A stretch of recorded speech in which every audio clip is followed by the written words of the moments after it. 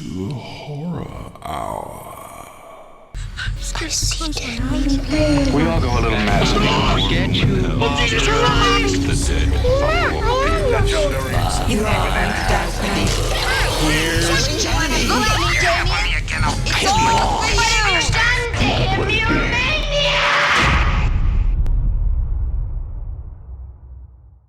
Hello and welcome to the Horror Hour, the place where we discuss, debate, and disagree on all things horror. I'm one of your hosts, Utaka. Hello. And I'm joined by Ben. Hello. And George. Hi. And today we are going to give our first impressions on the very first episode of Midnight Mass. And then we're going to discuss where we think it's going and just give overall impressions. So let's just jump right in. And first, because it's Mike Flanagan and Ben does appreciate his work, I would love to hear Ben's first thoughts. I've seen 2 episodes, and I really, really like it so far. Particularly towards the end of episode 2, I was just absolutely stunned with the writing, with the AA meeting between the priest and our main character was phenomenal. And then obviously the final scene in the church was 10 out of 10. Has anyone seen past episode 1? No, because we said we were just going to watch the first episode. Okay. I've only watched the first episode this morning, yeah. Well, very good. The first episode I found to be very slow. It did have a lot of great moments in it, though. Kate Siegel, obviously, incredible actress. And I'm so happy that even though she only works on Mike Flanagan's stuff, she's still an amazing actress that I think should get a lot more work. And I think it's a shame that she only gets to work there. But, I mean, first episode, I liked it quite a bit. But I'm definitely more excited to see where it goes, because I think the themes are the same as every Mike. Not the same, but he loves to deal with addiction and trauma and stuff like that. And I think that's very, very strong in this show. And he's brought it through in a really, really cool way that I'm just ecstatic to see finished. And I know that, Yutaka, your favorite's obviously going to be the sheriff, Mr. Rahul Kohli, Julio. So why don't you take us away into your initial thoughts? I agree that it was a bit slow. But what I think made up for that, though, the acting is phenomenal. I was not expecting just already the performances that we're getting. So I really like that. And I love the tone. I love the atmosphere. You know, I'm not a fan of like Haunting of Hill House or Bly Manor as much. And so I like this setting, and I love the backdrop of religion being added to this, because I think it's kind of different than what we're used to seeing Mike Flanagan do, or at least that I am. So I'm really excited about that. But I think honestly, the cast is so great. And Bev is just a whole nother type of psycho, and I'm curious to see where that goes. But my first thought as I watched it is I'm intrigued. Yeah, I would agree. At first I was sort of a bit like, again, it's the first episode, so I think with most things you do obviously need to have those setup episodes, so you're not expecting a load of things to happen in them. Because by the end of it, when there were little breadcrumbs being dropped of, like mysteries, various types of mysteries, then I was kind of like, oh, okay, I'm interested to see if they're all connected, if they're all separate, or, what it is that's going on. So I did enjoy it. I am looking forward to watching, at this point in time, I am looking forward to watching the rest of the series, because, as I say, the ending had quite a lot where you're like, oh, I wonder where this is leading and things like that. So yeah, I think it's good. And I like the change. I like the little sort of island vibe.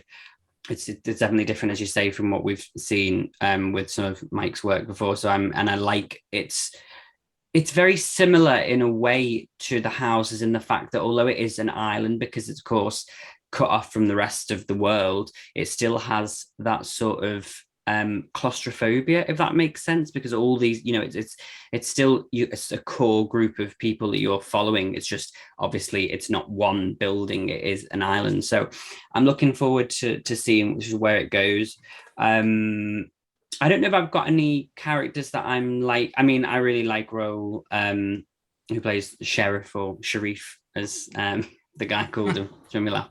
I don't know if I've got any characters like that stand out right now that I'm looking forward to the stories. Again, I think I need to see another couple of episodes to learn a bit more about everybody, and see what they're up to. Obviously, the Father Paul. Is it Father Paul? Is that his name? Yes, it's Father Paul. Yeah. I'm looking forward to seeing his story. Obviously, I know that's probably one of the big ones. So I'm intrigued by his character the most, of course, which we're supposed to be.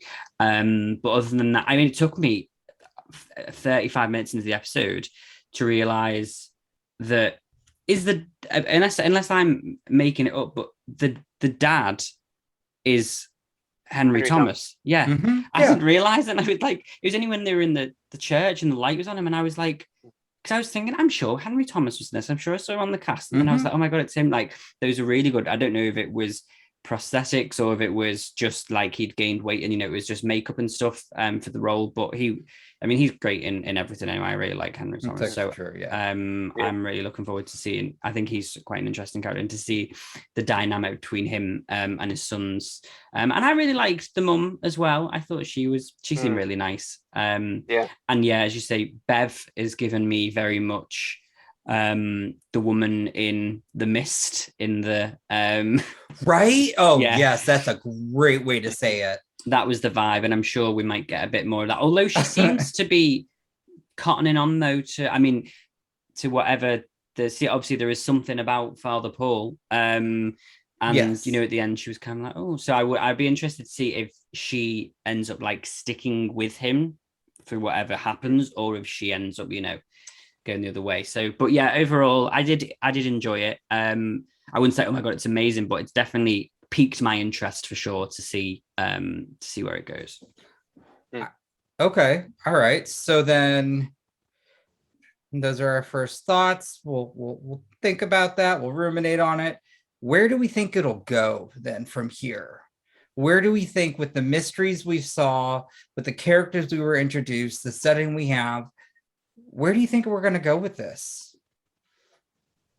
Well, I've seen the second episode, and everything that you said you kind of are a bit stuck on.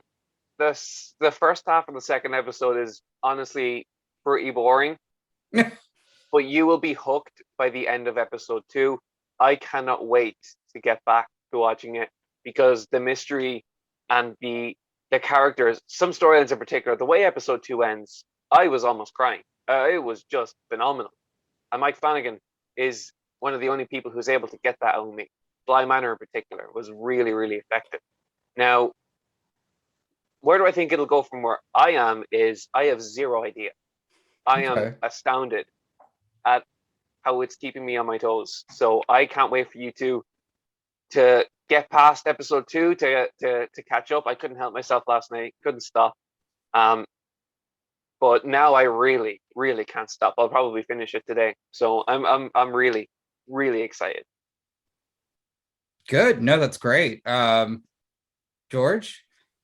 Yeah, I'm not 100% sure where it's going to go. I'm not sure if we're going to be sticking with, again, I'm not familiar with the source material of the book.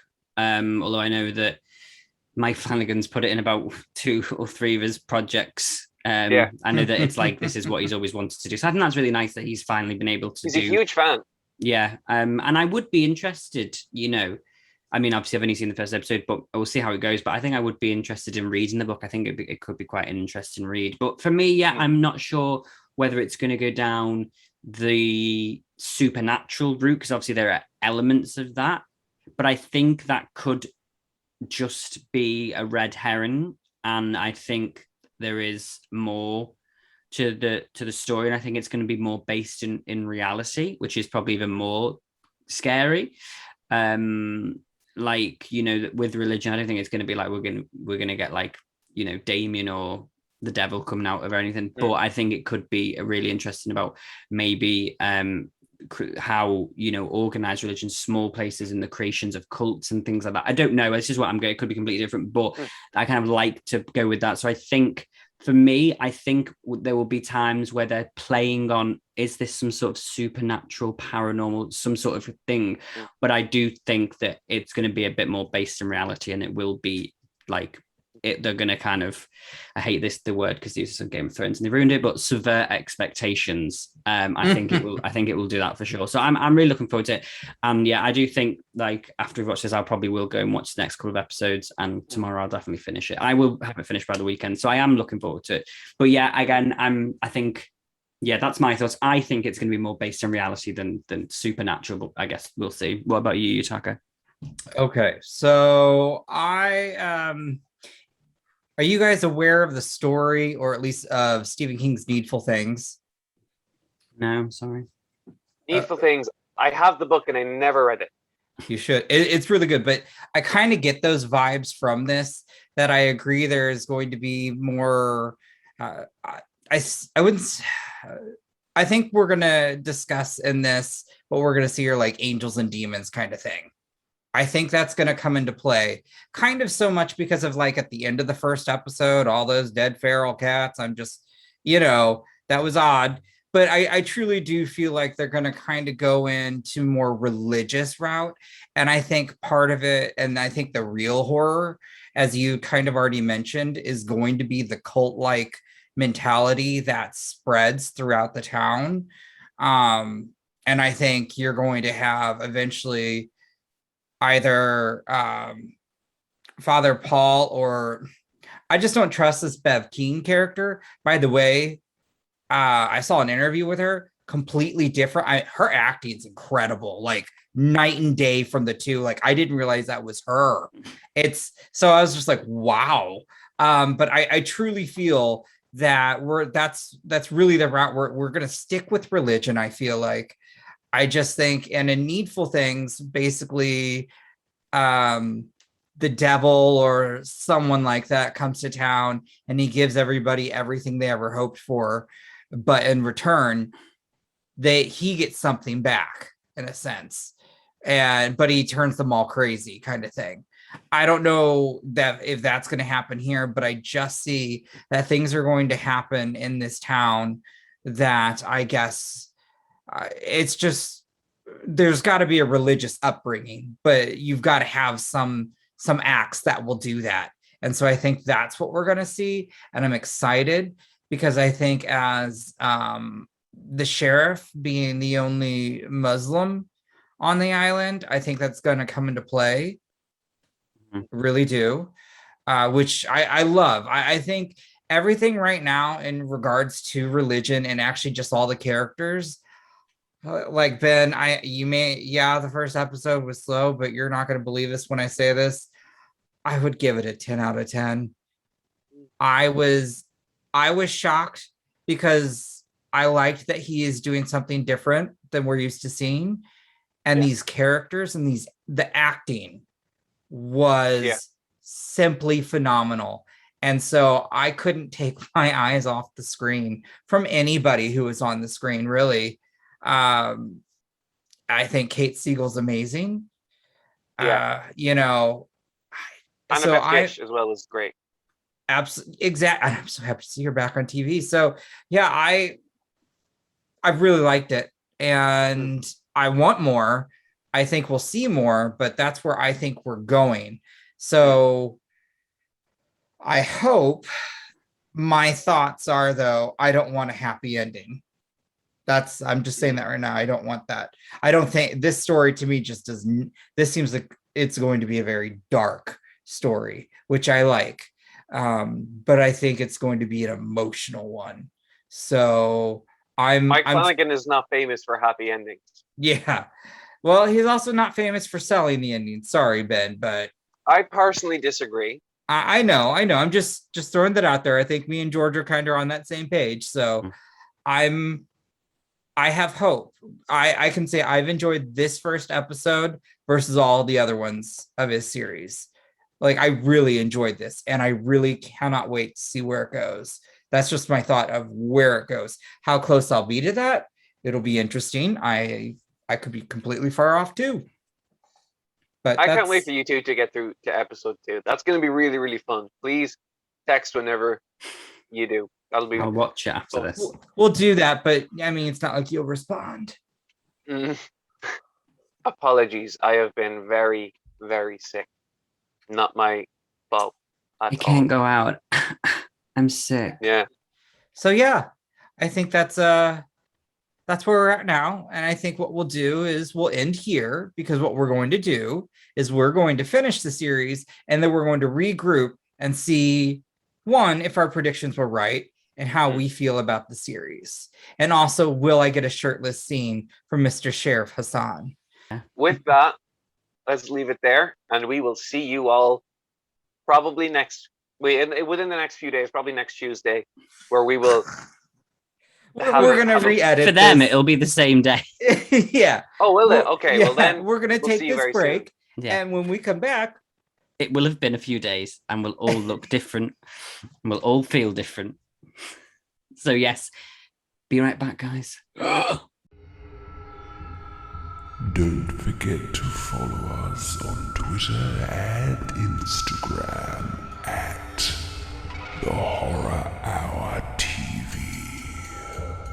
And we are back. And you may have noticed we've all changed our clothes, and there is an extra person that's been added to the list here today. Very special VIP. We are joined by Natalia from the council. Natalia, this is your first time on the podcast, so welcome. How are you? It is. Thank you. I'm good. Hello, welcome. I'm the diversity hire here.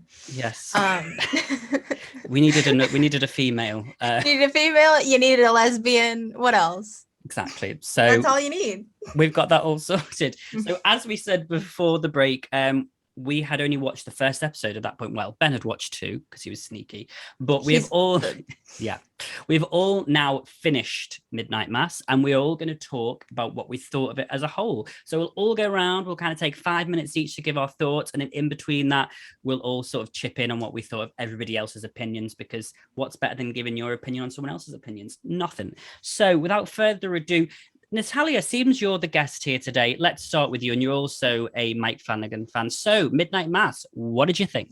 Yes, I loved it. To start off, I love Mike Flanagan so much. I'm an absolute slut for that man. He could do no wrong in my eyes. And once again with this, it's true. Don't do a victory dance just yet, my boy. I was watching like the first or second episode, and then Ben DM'd me, and he gave me some really fighting words. He said that it's like the best thing that he's ever done, better than Dr. Sleep. And like, we both really absolutely adore Dr. Sleep. Mm-hmm. Yes. So I didn't believe him, and now I'm done with it. I finished it this afternoon in a car on the ride back with a hotspot on, like no Wi-Fi, just with my little phone next to me. The dedication to make it. It really was. And I kept yelling, and it was very frightening, but it was so good. It was so absolutely solid. Something of a controversial take. Pruitt is the best character in the entire show. And yes, what are you giving me those faces for? It's true. It's true. He had the most development. Like, from where he started in the beginning, spoilers, I guess, duh. From where he started to being a senile old man, to resurrected asshole, to smack at the end with being reunited with the love of your life, cradling your dead daughter whom you have absolutely had no contact with, and like begging for forgiveness. I love that man, and I don't love many men. Okay, that's my time. I love it. Lots of religious trauma. Thank you so much for bringing that back to me, Michael. Truly appreciate it. I don't know if like that's part of the reason as to why I like it, because it was pretty traumatic. the queers and the church, we don't really add up together. So, I think that might be it. But like, I feel like that was a big part of it. But yeah, really great. Anyone want to challenge or agree with Natalia on any of those things? I'll say with wanna hear- Monsignor Pruitt. Oh. Oh, okay. Sorry, go ahead. What are you gonna? I just want to hear Ben's thoughts First. as to why this was better than Doctor Sleep. No, I said it's on par. Like it's on level with it. I'm rewatching Doctor Sleep after I finished the book, which I just started again last night. I'll be watching it around maybe the 29th, 30th of October, and then I'll really be able to get like a feeling as to which I think is better. Because right now, I couldn't tell you. I think Midnight Mass is one of the best things Mike Flanagan has ever done. He now has a trinity: Haunting of Hill House, Be Quiet George, Doctor Sleep, and now Midnight Mass. I think it's a perfect triangle of horror content, truly just amazing. To what Natalia said, Monsignor Pruitt was a really good character. And the thing that is keeping those three together are glowy eyes. Yes, the glowy He eyes. loves glowy eyes. He loves fog. He loves aesthetics. He loves making cold weather really pop in his films, and that's something I really appreciate, and in his television shows as well, of course. Monsignor Pruitt was a great character. I absolutely loved him. Now I didn't love his actions during the show. I thought like, oh fuck, like it was just really like screaming at the TV. But I'll move on from that. I want to get into a lot of really of the deep stuff. So after episode 2, when after that scene in the church that I told you, she stands up out of the wheelchair. That was just, I was hooked. I had no idea what was going on, and so we keep going and we keep going, and it's amazing. Like it keeps getting very good. And then episode 5 happens, where episode 5 ends with that scene on the boat, and you had that really amazing scenes. All those scenes throughout where they're talking about what they think death is. By the way, the monologues in this, Mike Flanagan wrote the shit out of this show. It is incredible. The monologues, iconic. It's like they truly are amazing. good.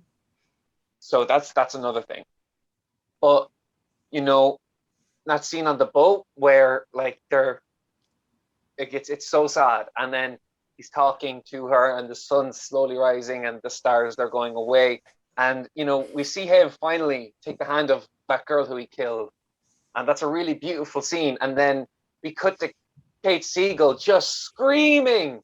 Because, I was wondering, like, is it actually going to happen? Is he actually going to burn up? Is nothing going to happen? Is this like a whole trick? And then, no, he's combusted into flames and bone, and he's gone. And it was terrifying. And Kate Siegel, screaming her head off, sold it so much. Phenomenal work from her. She did a great job. Another member of this cast who did a great job. Speaking of this cast, they did a phenomenal job with the makeup for Alex Esso. I didn't realize that was her in the first episode. I thought that it looked like a young person in old person's makeup. Yeah. But I was just like, maybe not. Like it did look like that, but I had no idea it was Alex Esso until slowly but surely. And then I was like, oh my God, that's her. They made a 29-year-old look like she was 90. For a Netflix show, I thought it was amazing. They really sold that. And then obviously the reveal that Annabeth Gish's character ended up being the Monsignor's daughter. This show interweaves plot points and reveals and just terror. I'll get to that angel now in a minute, because holy shit. But wow. Just that right there really, really shocked me. And it was a great thing to keep all those characters relevant as they kept going through. Because I didn't really see the point for like a little bit. There was a lot of characters, but then it made sense. It was really, really cool. And last thing I'll say is the last 2 episodes where everything's kicking into action and you really see the falling apart of this community. It was really sad because everyone was united in a purpose of wanting to do good and wanting to be good people. But obviously the theme of this show is how religion and bad actors within religion can use the message to justify their own horrific actions in the vein of miracles or God or it's whatever. And I thought that was very much personified with the character of Bev. They did a very good job about how the Monsignor thought he was doing good. Bev was certainly happy that all this stuff was happening, but absolutely is the type of person who all her life has waited for some purpose, and she finally feels like she's been rewarded, when in reality she's just been given a chance to vindicate all of her horrible desires that she's clearly wanted to enact for her entire life. A very bitter person. Religion can turn people into bitter people. It can also turn them into happy people, like you see with Riley's family. The mother and the father, whose names I forget, they seem like very happy people. The mother, who just I thought she was just a sweetheart. She was just adorable. I loved her little glasses. I thought they were great, and I loved her hair. Thought she was just a sweetheart, you know. But yes, love the Natalia. themes. sorry. I have a little gripe. Whenever in particular, whenever we're talking about religion, I feel like we really should specify Christianity, because for very obvious reasons, but mostly because a lot of the shit that has happened in the world has happened in the name of Christianity. You know? Mm-hmm. Thanks, Good bit of it, colonizers. What's that term? Good intentions will pave the way to hell. Yeah. That's kind of what I got from Bev. Fucking Beverly. But I'll wait till it's my turn, because I got things to say about that bitch.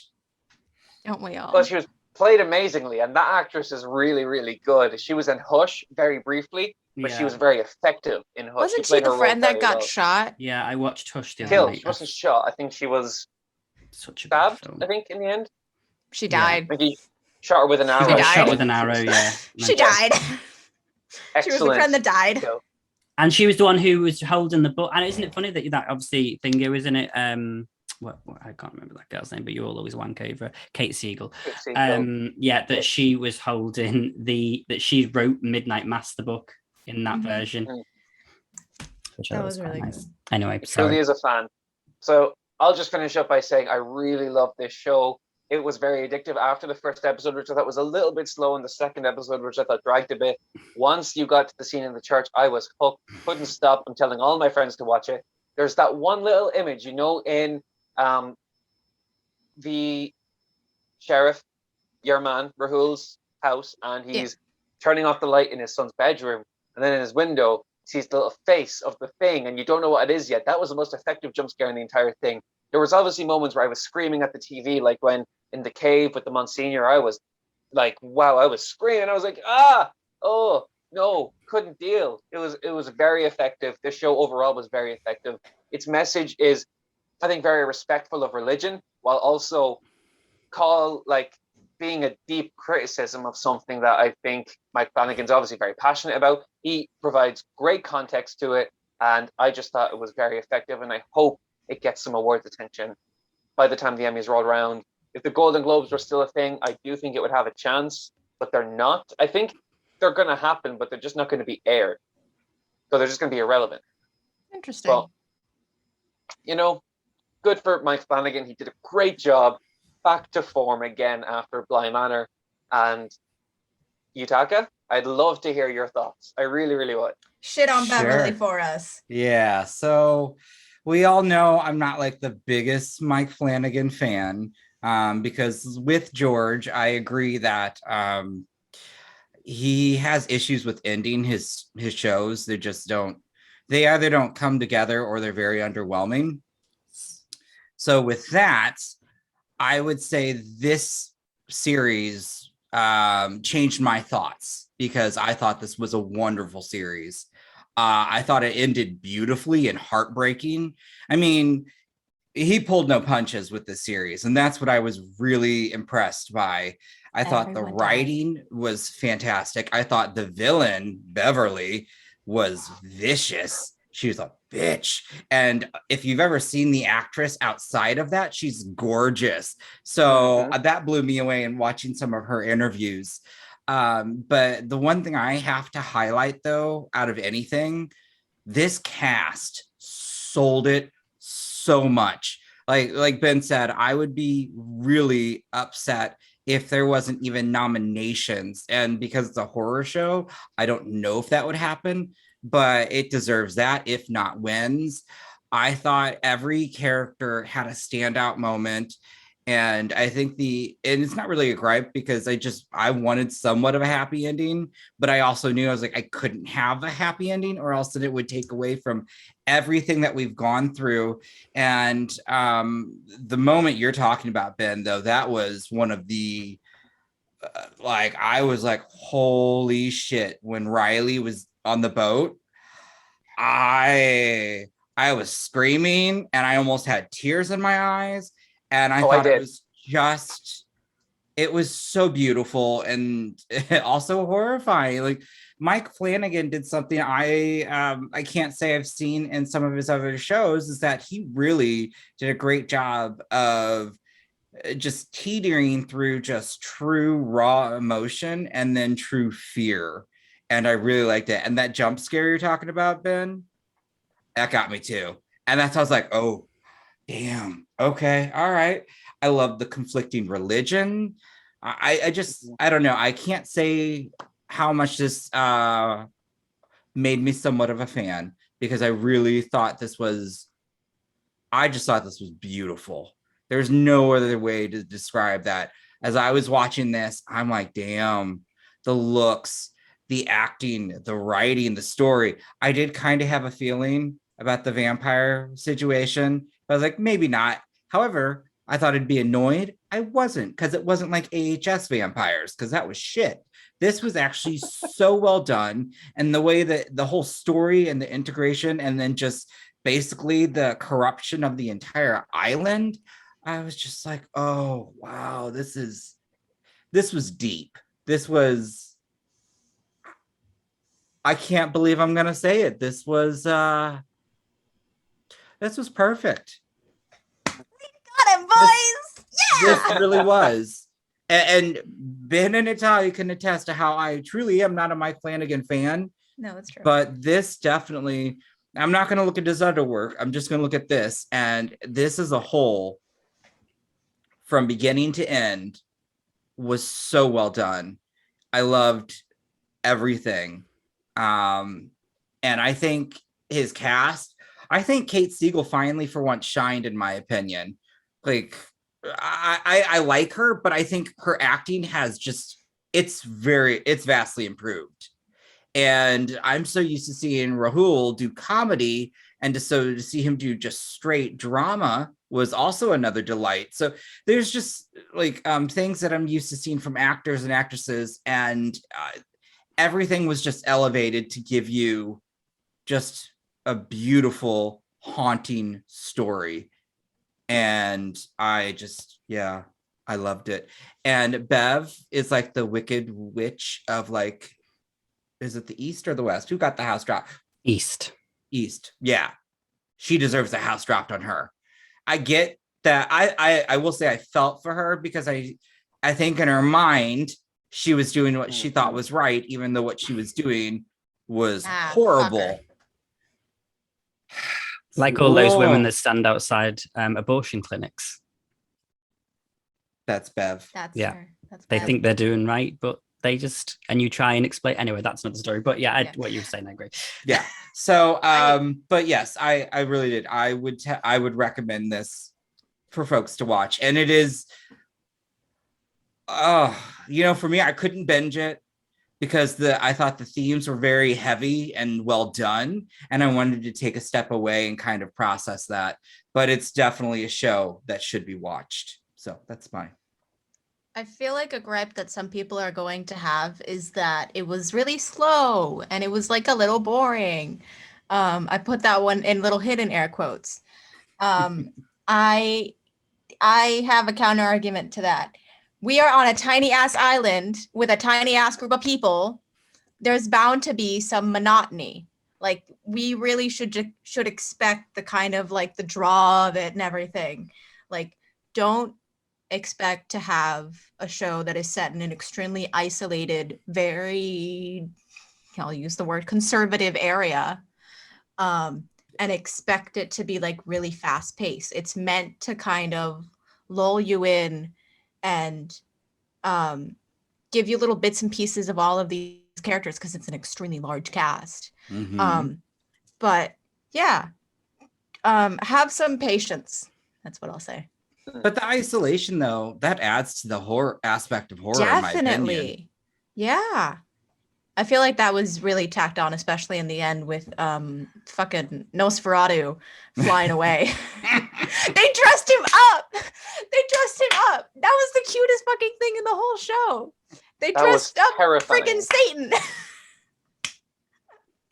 I love that part. That They dressed up scene, the yeah. fucking vampire. That was the best. That part where they all like stop and turn around and shows like what, That and then you was just see with his the bell? shadow, and you see the shadow of him like standing in like the back of the church, and I was like, oh shit. That was my favorite scene of the entire, that church scene was my entire, like, I was living my best life during that scene. Like I was fully I was like fully in that scene. Like I was with Kate Siegel going, guys, you can't drink this. Like I was being fully, it's the autism. Like I was like well in the middle of that scene, like pretending I was there. It was a lot of fun. It was giving me very much, drink the Kool-Aid.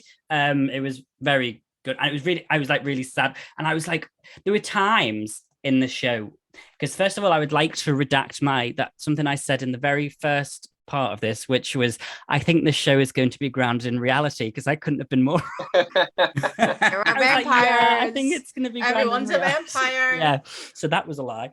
It turned out it wasn't, but there were parts, like you said, Ben, like with when he was in the boat, I was like, I wonder if nothing will actually happen, and it is just like this, cult mentality where these people believe this thing is happening. And there was a few things like that, and I was like, oh my god, what if, like, so I was also shocked when they came back, because I was like, oh my god, what if they don't come back and this was just a ploy to kill all these people? But I did really enjoy that scene when they all came back. Overall, for me though, yeah, I really enjoyed it. Yeah, I agree. I say we can say like the first half of the first two episodes or so was slow, but like Natalia said, it's kind of, this is, I think it works because you're seeing the lives of these boomers who didn't move on, like who were stuck in the past, and like they live in this mundane, like you think, oh my god, he's going fishing again, but yeah, that's what they do. Like, and I think that adds to the story, because you feel like the young people on that island where you're like, I need to get off here.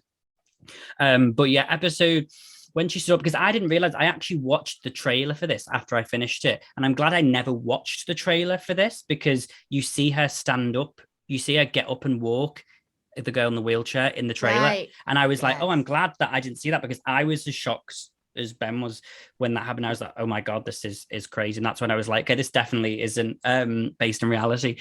But overall, yeah, I really, really enjoyed it. I think it's one of his strongest altogether pieces that he's done, and the ending I really liked, although I'm a sucker for like everyone dying, so I kind of it was, even though it was like sad, I cried when they all said that. Yeah, and I am, but like obviously it was really sad. I did shed a tear when everyone started singing it. I was like, oh my god, why am I crying about it? But also because I also love the fact that they used that song, which is from Titanic, so I was living my Titanic. It reminded me of in It's a Wonderful Life when they all sing Auld Lang Syne at the very end. Yeah. Kind of felt like that. I really would have liked if they actually sang that song, because I love that song so much. I don't know, like the perfect way to end it. But it was really good. And I liked what you ever said though. There's part of me that was like, I really want these bitches to get on that boat and just like go and kill everyone. Like I really want them. Like I would have loved it. Like obviously it was that would have left it open. People would have been like, we need more, if they would have survived and if it would have carried on. But there was something I was like, and I do agree that ending was nice, and it was sad, bittersweet ending, especially for that girl when she said, I can't feel my legs. You kind of like, it's like a happy but like also sad, because you're like, oh, it's definitely it's definitely ended, but also it's sad for her. But there was a part of me that was like, I want them all to survive, and I want the end scene to be them all getting on the ferry, like heading towards the mainland, and like, let's just kill everybody. But that's me. I like watching people suffer. But overall, yeah, I thought it was really, really good. And definitely one I could rewatch in the future. And yeah, I think the music throughout it, like the soundtrack, and also, well, the soundtracks at the beginning, lots of those cool 60s songs, because my nan watched it and she was like, oh, I'm loving all this Neil Diamond. There was lots of really great music in the beginning of it. So I would definitely watch it again. I think, yeah, out of the TV series that he's done, I would say it's definitely the strongest. And yeah, I mean, he's been obviously wanting to do this project for a while, so it's nice that he did it at a time, I think, when, he had the trust of Netflix and everybody after, say what you want about Blind Manor and stuff, but, he had the... He said that the only reason that he would do Blind Manor was if Netflix would greenlit Midnight Mass. Well, Smart man. I'm glad Well, that they he filmed did. like straight away after. Remember, like they Yeah. finished Bly Manor like in Feb 2020, and they started Midnight Mass in February 2020. Yeah. They only filmed for about a few days before they shut down, Mhm. and then they finished it all during the pandemic. Which, by the way, I will say it's the first show that was completely during the pandemic that does Yeah. not feel like it was, because I think all of the shows, whether it's Doom Patrol, Love Victor, all of the shows, Elite, all of the shows that have come out over the past while, I could clearly tell that they had to film during COVID. I don't know what it was. Maybe it was the writing or something like that, but I could just feel that something was off somewhere. This was the first show where I felt like it was complete. I think, again, the setting has a whole lot to do with that. It's really spaced out. It's really, even though it is quite a tiny little island, you just have a lot of like people walking and shit. Like that really did help it. It didn't feel forced though. In all those shows, it felt kind of clunky. Yeah. But this one, it was the first one. There's two things we haven't mentioned that I think are really, really important for the show. One was that little birds of prey dynamic we had with Kate Siegel, Annabeth Gish, and Alex Esso when they were like coming all trio. Together. Yes, and trying to like plan. That's my birds of prey. That's the real A force right there. Those women, when they were together, I was like, I know they're all gonna die. Like I knew that they were all gonna die. It was so short lived. That was the thing that was really sad. It was like near the ending. Yeah. Michael. It was horrible, but also the baby that was just gone. Well, I was right, and I just remember this. I remember saying we were like, we were all right, because you were both like, yeah, Kate Siegel's gonna die, and I was like, I don't see Mike Flanagan killing a pregnant woman, and he didn't, because the baby was already dead. So, but yeah, that I was like, oh shit, when they were like, yeah, the baby's not there, and I was like, it was so good. Sorry, it was shocking the way it happened, but he planted these seeds for what was going on throughout the entire time. Like I was thinking, like, okay, is this kind of set in reality or is it not? I knew that thing was there, but I was like, maybe that's just a figment of someone's imagination. And then you had the girl standing up, and that kind of made like, whoa, what's going on? And then you had the baby just disappearing, and so something's going on, but you've no idea what it is. And then when it's finally revealed, when the angel bites Riley, and like we finally get an explanation then in the monologues that the priest has by Hamish Linklater was incredible with all those. But that episode where we finally found out like what happened to the Monsignor, what's going on with Riley, then it all kind of comes into focus. That just happening after like one episode after the baby, it all came together so well. He planted those seeds. This is one of the best written shows on Netflix. It was I truly knew. Yeah. As soon as that baby was gone, I was like, oh, she's dead. I was like, nope. That's nope, the reason. She's not living. That's the reason she's gonna die, because she's not pregnant anymore. I was like, nope. I love the fact that as you're further going through the series, is like he is throwing out everything. I was like, well, everyone left and right. Everyone's a vampire now. Just except again, for Rahul and the kids.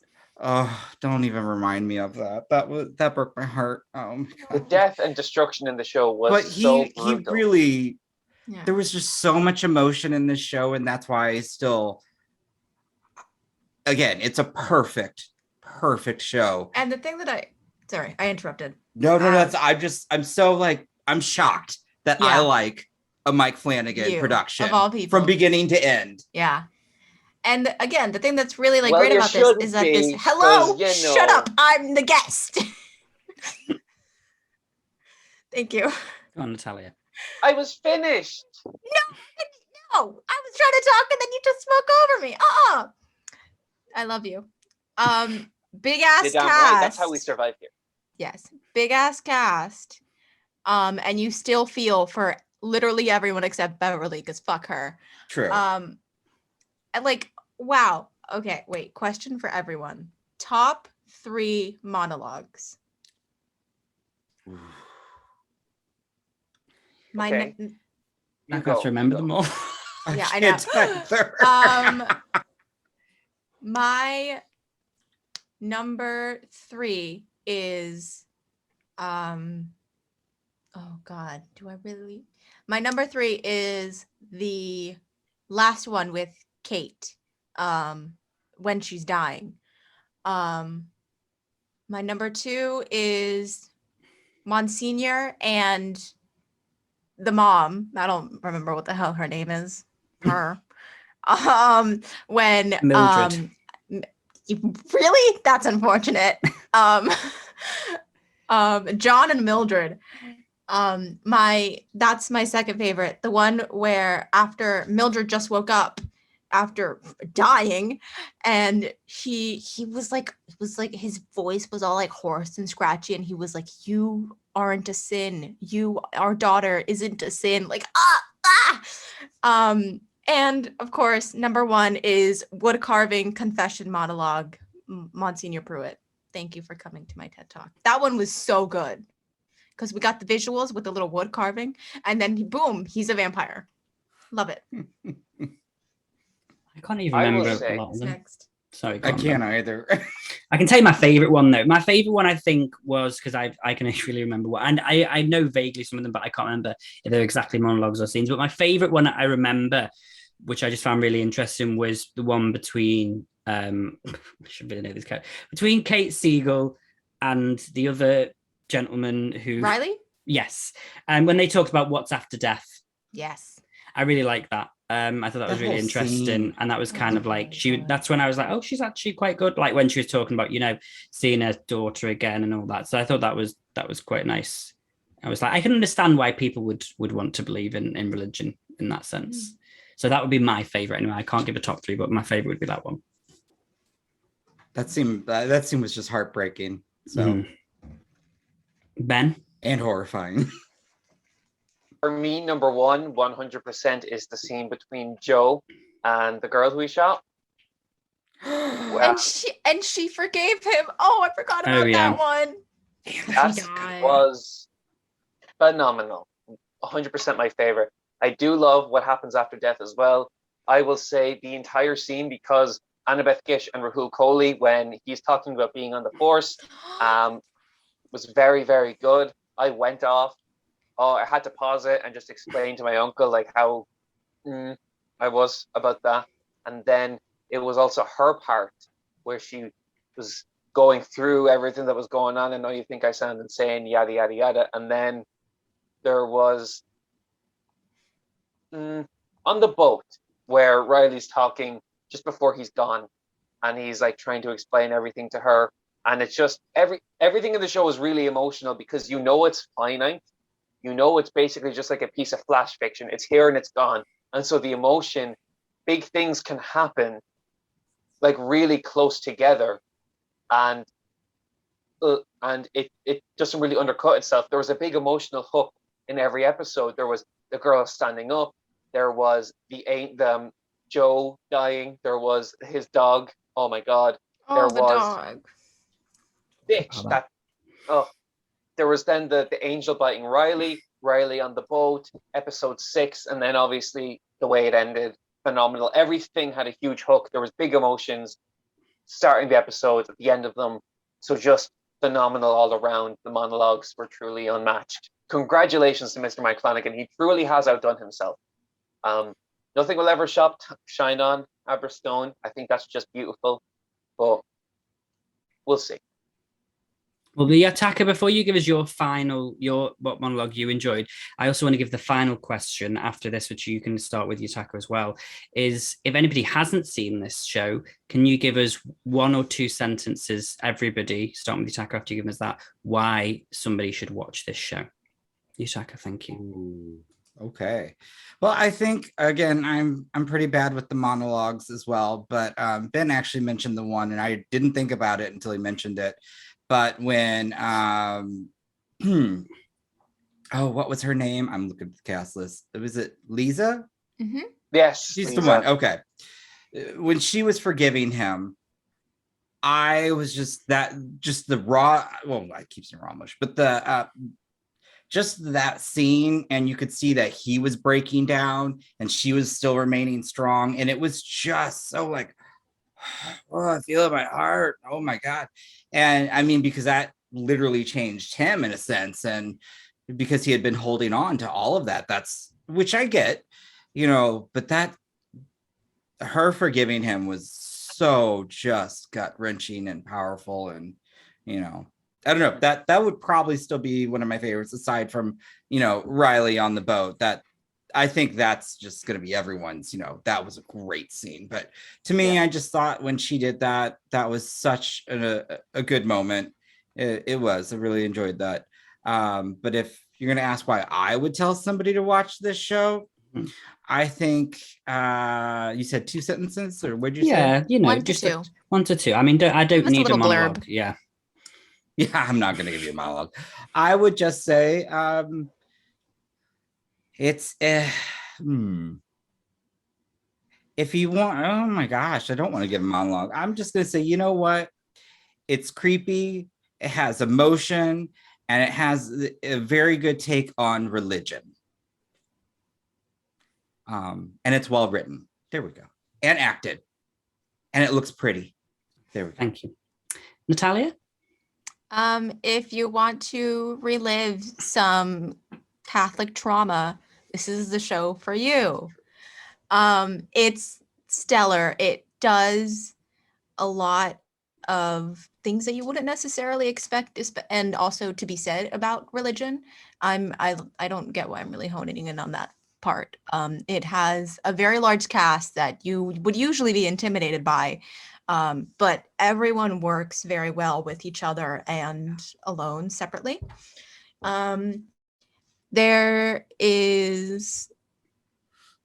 It is half grounded with the basis of religion, of Christianity, and it becomes quite fantastical in a very gross way, more so near the end, which is just a warning because it gets very visceral and quite disgusting. But yeah, it's gross, but very good. And I'm sorry to everyone who has watched this and has experienced their own religious or Christian Catholic trauma. We did it, y'all. Yay, look at us now. Thank you, Natalia. Ben? I would say when I watched The Haunting of Hill House, episode 6 was probably the best episode of television I'd ever seen. That is the one take episode where all of the emotions come to a head that had been building for like the first 5 episodes, which were some of them were slow, some of them were great. The Kate Siegel one was really cool. The one about the sister who was the mortician was very good.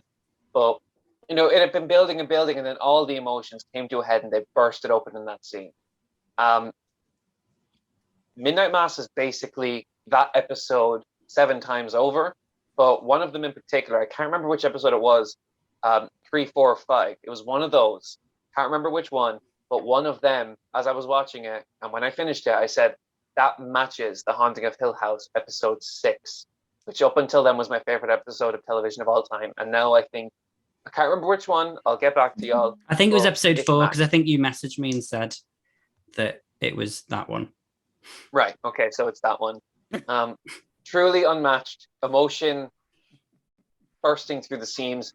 So if you're looking, it's very hard to find programming for October. It truly is. Like some of all the legacy horror films are never like on Netflix here in Ireland, and it's very tough to sort of get the perfect viewing experience. Well, I think if you were to make October truly special this year, Midnight Mass would definitely be one of the many things that you could add to your watch list, and I think you would be very happy. So happy spooky season, happy viewing.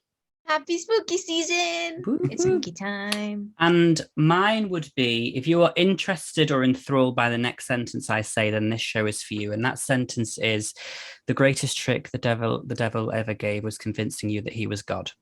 And that's all I'll say. Hot. Ooh. Very sexy ending. Thank there, you. Mr. George. So I think there's no greater note to end on, but I want to say thank you, Natalia, for joining us for this. It was very pleasure. And I'm sure you'll be back when we have a Mike Flanagan inspired episode that Ben keeps pushing. Yes, please. As long as we don't have to mention One day. that film Yes. Hush, because that film Hush was dreadful.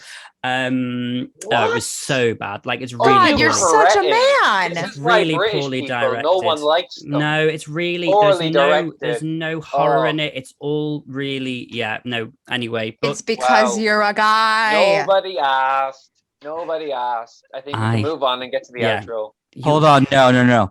You shut the fuck up about Hush. That's a great fucking film. Hush is It's really badly directed. It's a masterpiece. No. I wouldn't go. Oh, well, hold on. It's not a masterpiece, but the fact that they also put you in the main characters with, cutting out the sound and just as if you were almost deaf, and it made you really get into the movie. So you, sir, are wrong. They took out all the drama and the horror they could have had with not show. They kept showing the killer, and lost all interest in the killer was going. You knew where he was all the time. There was no secret to it, so you were never scared that he was going to pop up because it kept showing him every 5 seconds. But anyway, we'll talk about that another time. Thank you so much for everybody who's listening today. Thank you so much. I'm going to be taking control of this. But yes, Natalia, thank you so much again for joining us. We can't wait to I'm mad at you now. I love you too. Don't forget to download some Sims 4 CC. But yes, thank you very much for listening. You can obviously find more episodes like this on our YouTube channel. And next week, I don't really know what we're doing next week, but you'll be here next week. It'll be next Tuesday. We'll be talking about something about horror. So just stay there. And during the week, you're going to get some more movie reviews from me. And you'll also... Bingo one, Yutaka, the bingo film. Incredible. Oh, yeah, no. You watched it? Yeah, it was great. He just said it was incredible. He's going to be messaging you now, Ben. And also you'll be able to get some American Horror Story reviews as well, which if you really want to see me and Yutaka just pull apart a show that's falling apart the seams, then you will also enjoy those. And their vampires danced around in circles like they were like hippies or something and dropping acid. That was insane. It was a lot. And you can also check out The Council. I think. Yeah, I'm on it. Here. We got a pig. Yeah. The link, of Her course. name is Boobra. They're both split on that, yeah. The link for the council's links will be in the description box below. And you can also, yes, Yutaka, we also have our own merch as well on the Horror Hour. The link for that will be in the description. Basically, just go in the description box. Down. There's going to be so many links. You can spend half an afternoon there while you're reading through emails on a Tuesday afternoon. But without further ado, thank you everyone for listening, and we will see you next time. Bye-bye. Bye. You have been listening to the Horror Hour. See you next time.